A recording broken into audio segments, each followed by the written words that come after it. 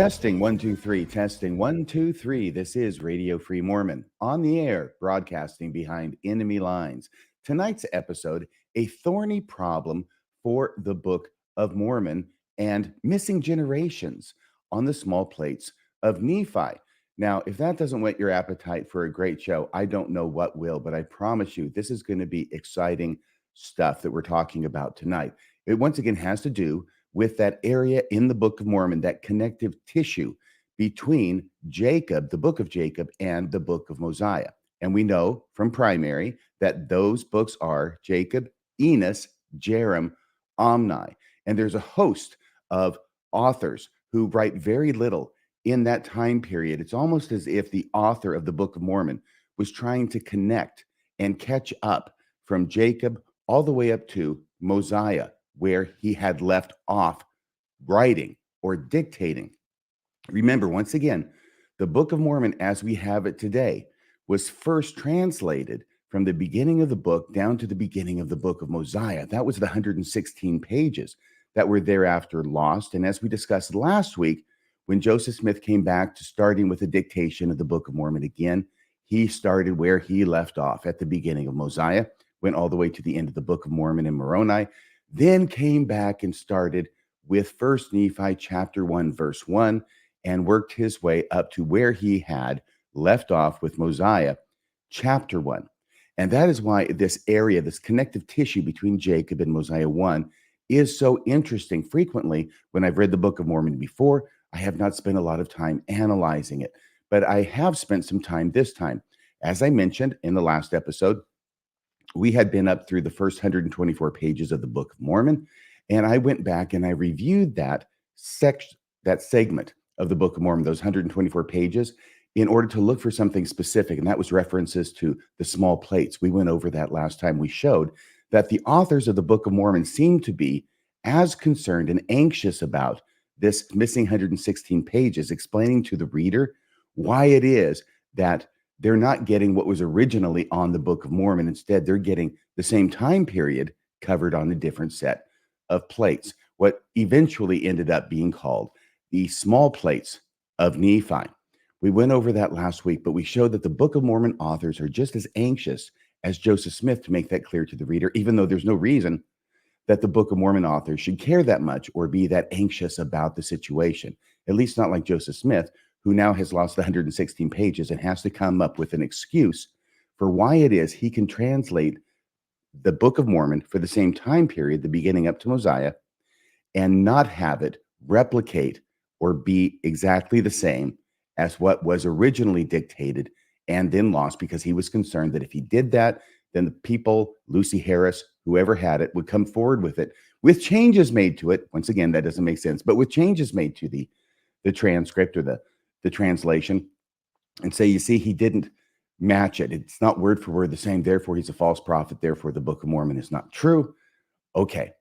But I found a lot of other things as I was going through that 124 pages of the first part of the Book of Mormon, especially in this connective tissue. And I want to share that with you tonight. All right. And that's the part about this thorny problem that the Book of Mormon has with population. Okay. And the generations, actually. The generations, they're missing some generations. Going back to where I started, it's easy in this connective tissue just to see, okay, here's a guy who wrote a little bit, and he passes it on to his son, and the son writes a little bit, passes it on to his son. This is between Jacob and Mosiah. And that's what happens. And it looks like the author is just trying to catch up to where it was that the author left off. The problem is there are not enough generations to make up for that time period. Not even close. When I stopped and I took the time to analyze it, count out the number of generations, do some basic math, I realized that it was extremely short on generations. There's a time period of hundreds of years. There's a certain number of generations represented in the Book of Mormon. And the problem is that those generations represented in the Book of Mormon by the names do not come close to filling out the time period that it is supposed to represent. So that is the thesis of this in a nutshell. All right, let's get ready to go on. Here is the slide. You can see that in the Mormon Sunday School series, this is lesson 15 Oh, I also wanted to talk to you about this in case there are any people who are concerned that we are spending too much time on this section of the Book of Mormon and not racing to keep up with what it is we're supposed to be reading with the rest of the class. Oh, here's the title: A Thorny Problem for the Book of Mormon, Missing Generations in the Small Plates of Nephi. Now, let me get back to my guided tour analogy. There it is. Just a few days ago, I was fortunate and blessed enough to be in London, England, taking a tour in the East End in the Whitechapel district. It was a Jack the Ripper tour. And this is a picture that I was able to take during that tour. Now, I and my companion were somewhat lagging behind the rest of the group. And I was concerned at some point that we might get lost. But the reason we were lagging is because we were seeing so many things that we wanted to take pictures of. And if we kept up with the group, we wouldn't be able to take the pictures that we wanted. We wouldn't be able to spend the time on the things that interested us the most. And that's what I want to avoid doing here in this study or survey of the Book of Mormon that we're going through this year on Radio Free Mormon and on the Sunday School channel. If we keep up and keep racing ahead and not spending the time that I want to, and hopefully that you want to as well, with the subject matter, then we'll miss many things that can only be found by spending the time and perusing the subject matter. Don't worry about the rest of the group. I'll be your guide. We'll catch up with the rest of the group later. But for this time and this point, let's spend a little bit more time, because we're going to be doing this next week too. There are so many amazing things that I've discovered here that I want to share with you.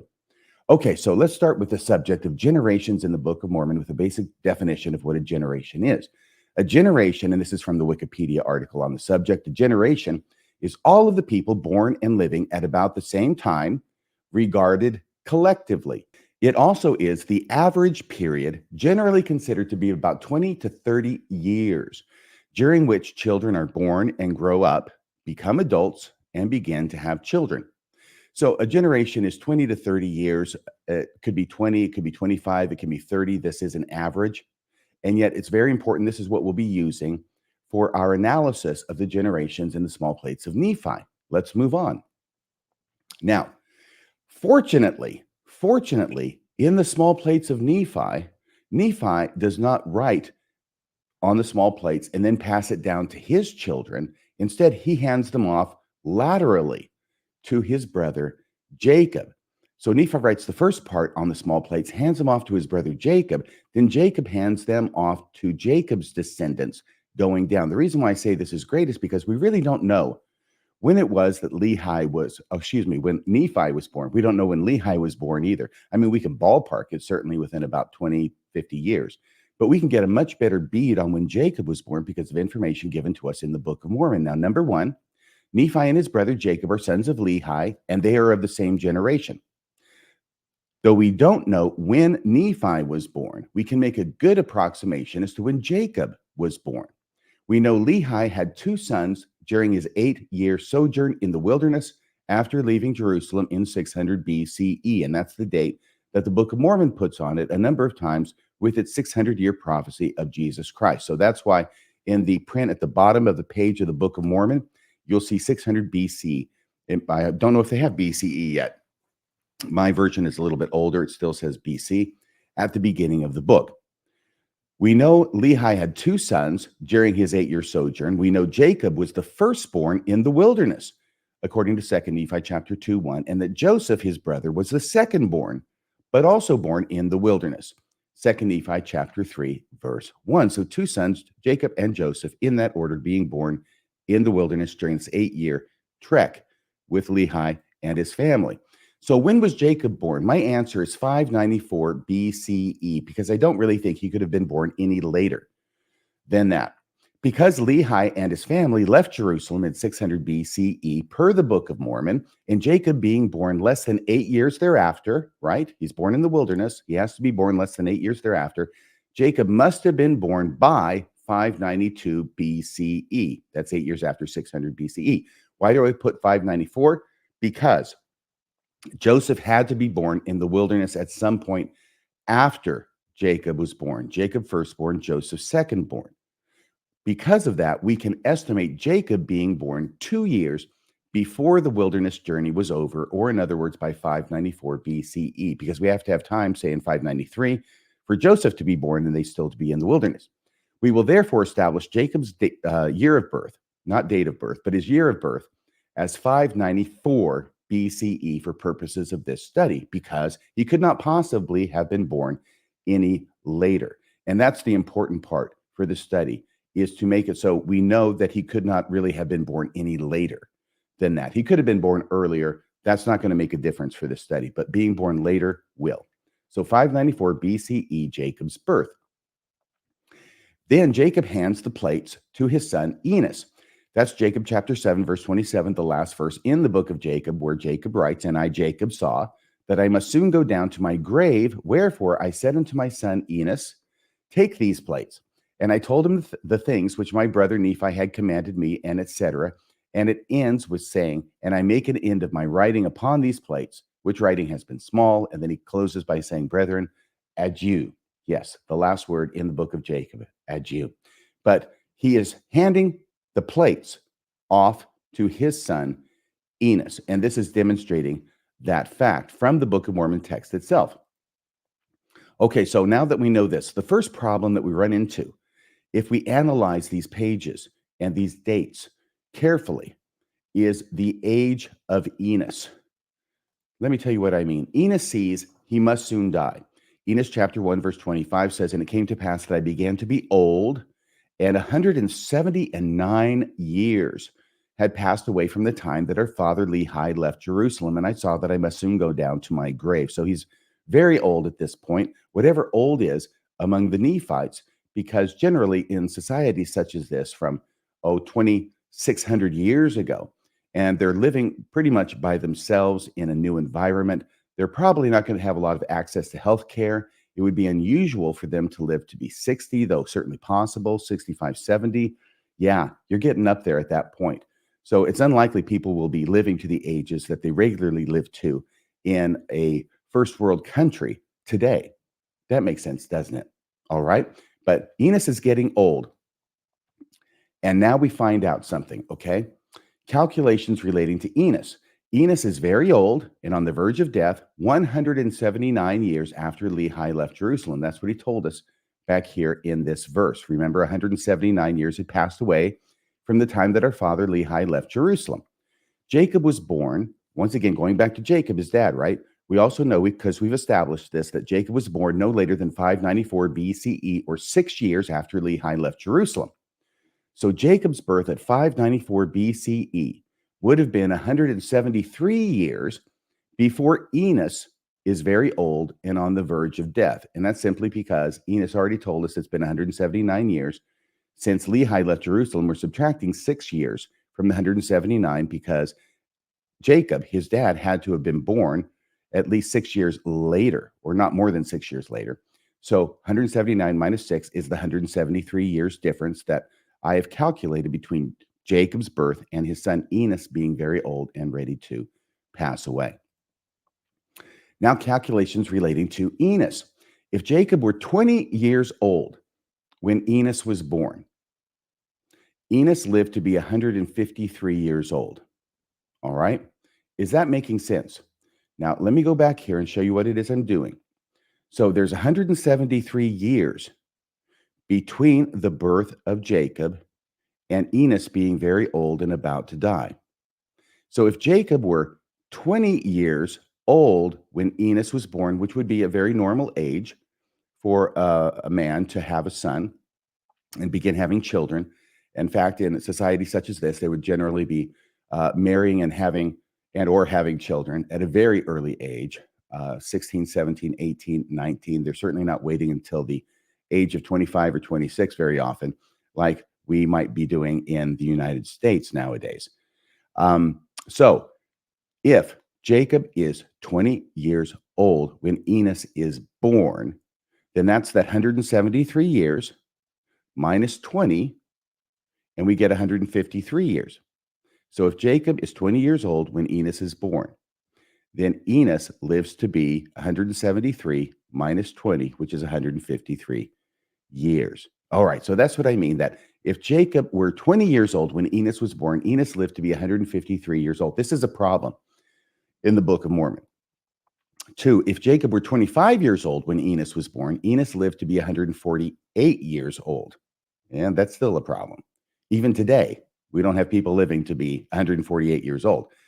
If Jacob were 30 years old when Enos was born, Enos lived to be 143 years old. And if we go all the way and say, look, if Jacob was 60 years old and right before he dies, he begets Enos, right? If Jacob were 60 years old when Enos was born, Enos lived to be 113 years old, and it's still a problem for the Book of Mormon. So this is the first problem. It's a relatively simple and easy problem to understand and calculate, and it has to be if I'm going to be able to do it. By the way, please check my math. I did it like 3 times over, double checking, triple checking. I think this is all accurate. If I've got anything wrong, please let me know in the comments. I strive for accuracy. Now, those are the calculations relating to Enos. That's why Enos and the age of Enos is the first problem that we have along these lines of generations in the small plates of the Book of Mormon. So let's go to the next part. Conclusions relating to this problem number 1, the age of Enos. The Book of Mormon chronology sets forth Enos as living longer than 100 years. It's really hard to calculate this in any way that's going to make any sense without Enos living quite a bit longer than 100 years. Even if Jacob were 60 years old when Enos was born, as I mentioned before, Enos would still have lived to be 113 years old. Even if Jacob were 70 years old, now I'm going all in. If Jacob were 70 years old when Enos was born, Enos would still have lived to be 103 years. Yeah, it's pretty much a problem any way you slice it. These statistics do not seem likely to reflect reality. That's the bottom line conclusion on problem number 1, the age of Enos. All right, let's go to the next slide. Problem number 2 is the 7 generations between Jacob and Mosiah II. The 7 generations between Jacob and Mosiah II. This is going to take a little bit more calculation, but once I set forth everything, I think it flows pretty well.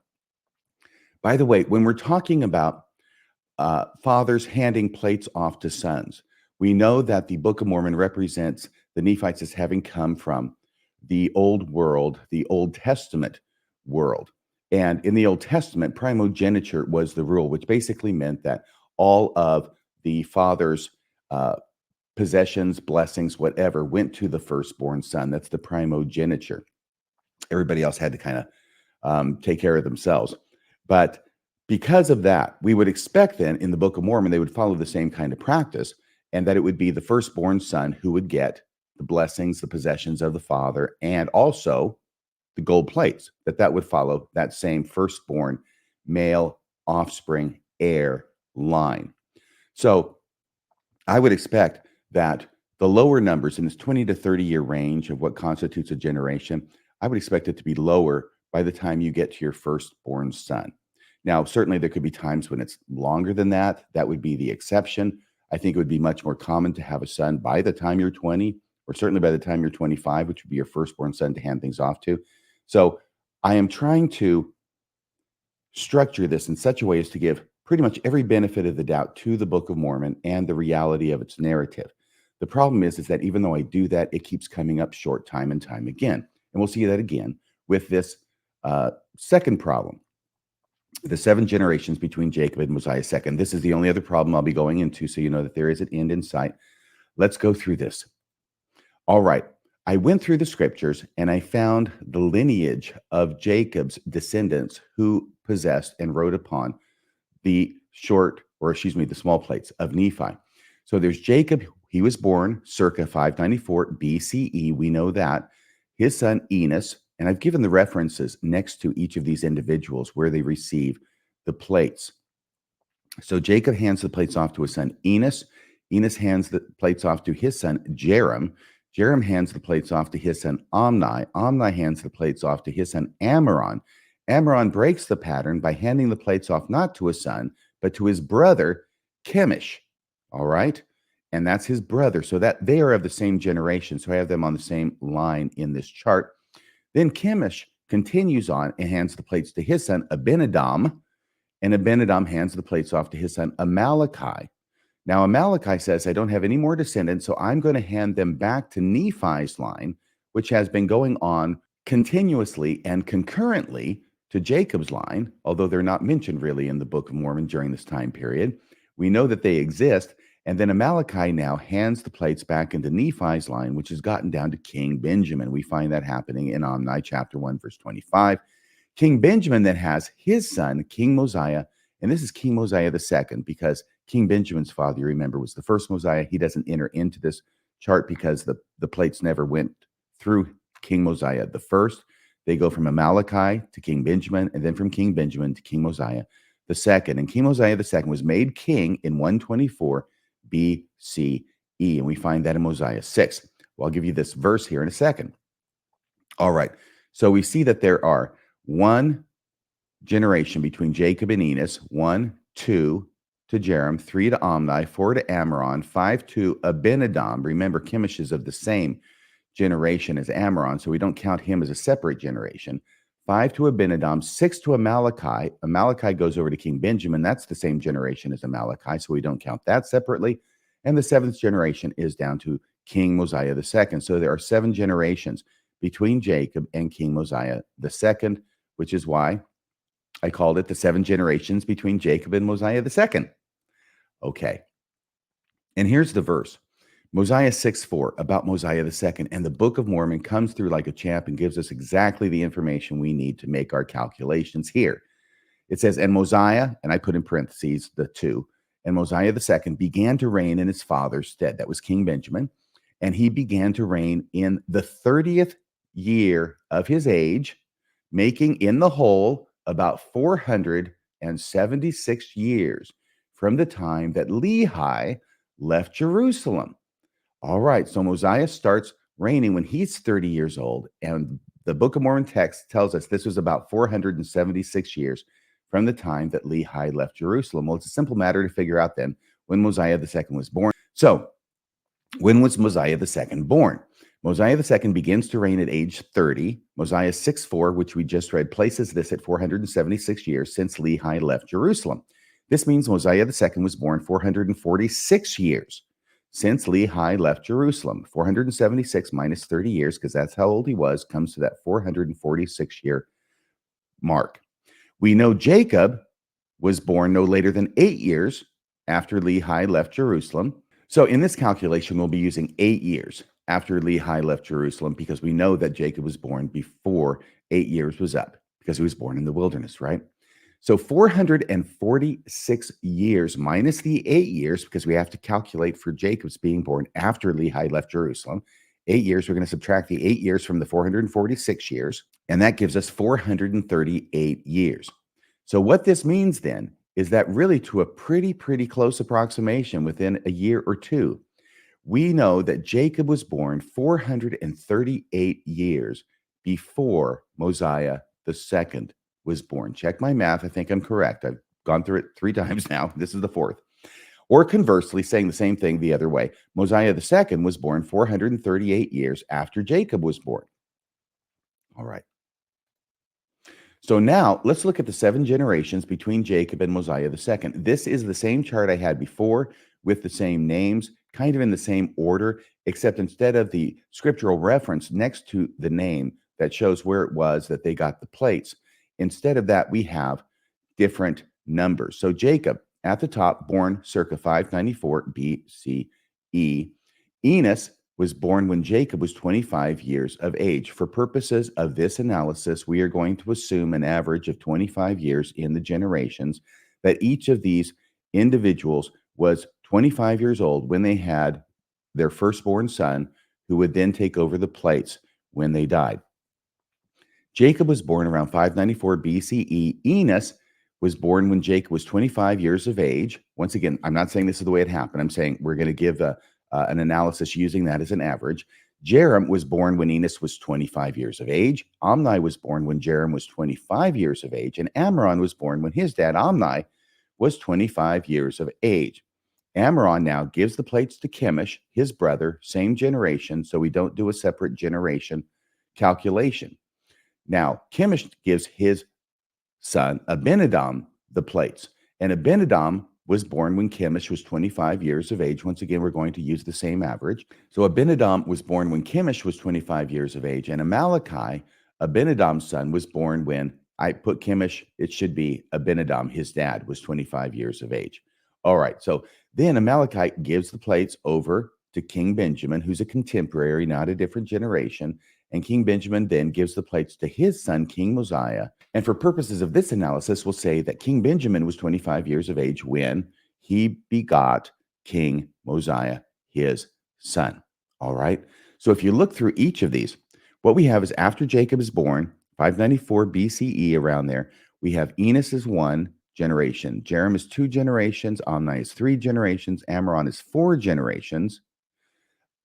Abinadom now is the 5th generation, Amalekite is the 6th generation, over to King Benjamin, and King Mosiah is the 7th generation in this chart. Once again, assuming 25 years of age for each father before they have their son who's going to carry on the tradition of inscribing on these plates. 7 generations between the birth of Jacob and the birth of Mosiah the second is what we have, and what the Book of Mormon presents us with. So the Book of Mormon presents 7 generations between the birth of Jacob and the birth of Mosiah the second. And the Book of Mormon also presents these 7 generations as comprising 438 years. Remember that calculation we did before between the birth of Jacob and the birth of Mosiah the second. The Book of Mormon has 7 generations taking place in 438 years. And this is where the Book of Mormon runs into problems. If they had just done the years without the generations, they would have been fine. If they had just done the generations without the years, it would have been fine. The problem was trying to keep track of both of them together, where problems abound. So if a Book of Mormon generation were 25 years, which is what we calculated in that chart, right? If the average length of a generation were 25 years, 7 generations would last 175 years. That's 7 times 25 years. Make sense? Okay. In other words, there should be 175 years between Jacob's birth and Mosiah II's birth, if indeed that average of 25 years per generation holds up. But the Book of Mormon claims 438 years between Jacob's birth and Mosiah II's birth. 438 years minus 175 years leaves 263 years unaccounted for. 263. That's how big this problem is. Even if we grant them being 25 years old before they have the child that they will pass the plates down to, and they've certainly been having children for years before that, before they turn 25. So 263 years would be more than 10 25-year generations missing from the genealogy. Let me explain that. There's 263 years missing. If the generation is 25 years, as we're calculating, there would be 10 of those generations of 25 years missing. Because in 263 years, 10 times 25 equals 250. And 263 years is 13 years more than 250. Therefore, using 25 years as our average, 263 years more than would be taken for those 7 generations. And that amount would itself be 10 25-year generations missing from the genealogy. That's how off the numbers are here. It's not a little matter. It's quite big, in fact. So going to our next calculation, if a Book of Mormon generation were 30 years, I mean, let's really give the benefit of the doubt to the Book of Mormon beyond what any, I think, anthropologist would do. But let's see what happens.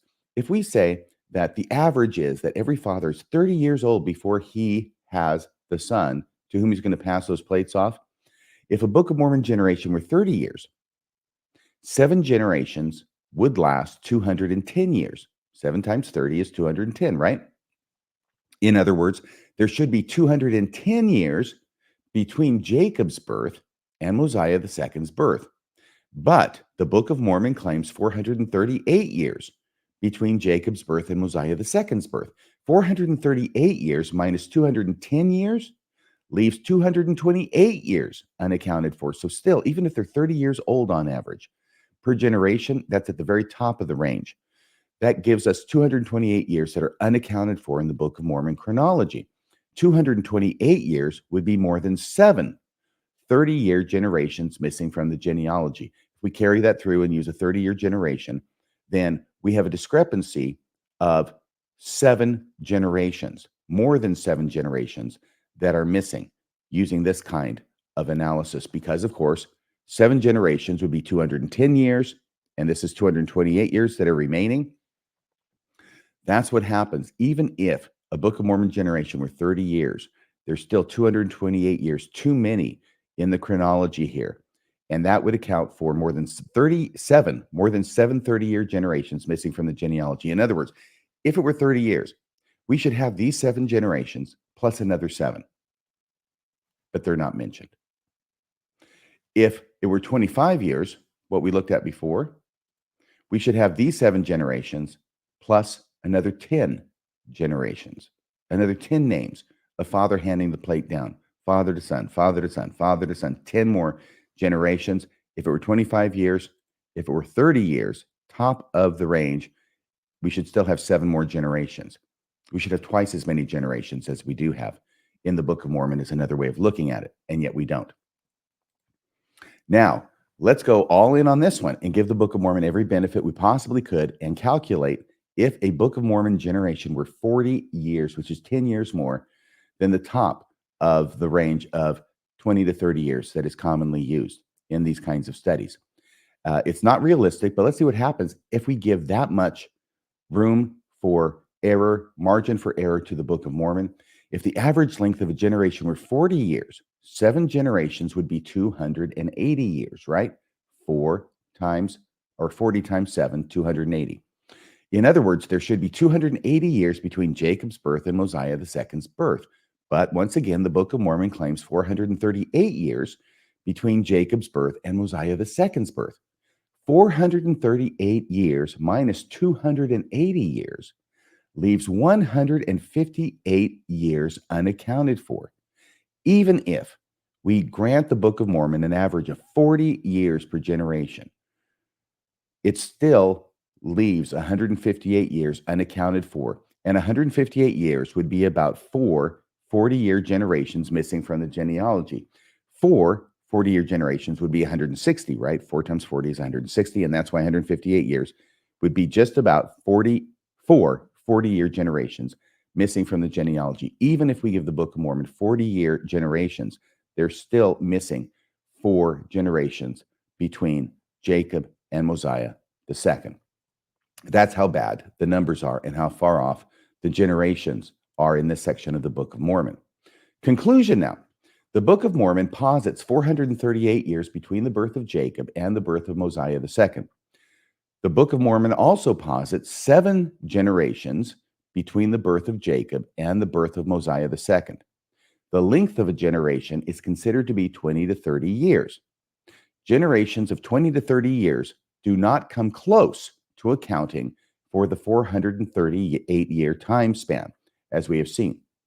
Even generations of 40 years do not account for the discrepancy. So the final conclusion here is the Book of Mormon's genealogy from Jacob to Mosiah II appears to contradict the time span involved. All right, well, this is one of those things.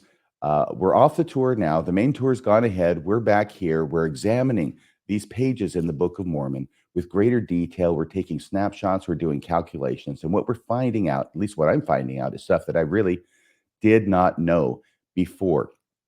I want to caveat that by saying that I believe that 30 or 40 years ago, I believe I read an article by John Welch that dealt with this subject.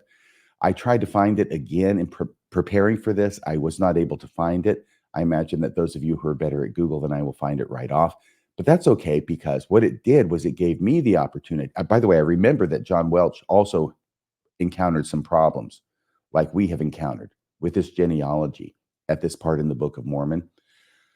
But because I didn't find what he did, I had the opportunity myself to go through and do the calculations myself. And I think that my calculations pretty much line up with what I remember or recall, even though vaguely, John Welch's calculations to be.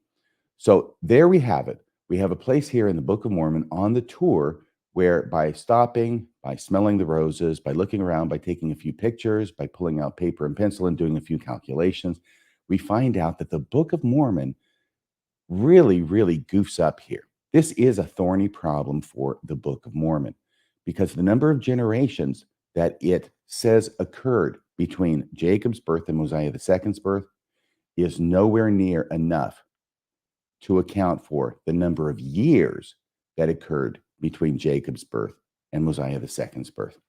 Well, that is about all for tonight. Please hit like, please hit subscribe, please leave a comment below. Please go over to radiofreemormon.org and leave a donation today if the Spirit moves you, if you appreciate the research that we do here and that we share with you. For all of those of you who have and continue to donate to Radio Free Mormon, thank you so much. Your donations do keep Radio Free Mormon broadcasting behind enemy lines. Thank you for joining me. I'll see you next time for more on this fascinating section of the Book of Mormon. Until then, this is Radio Free Mormon, signing off the air.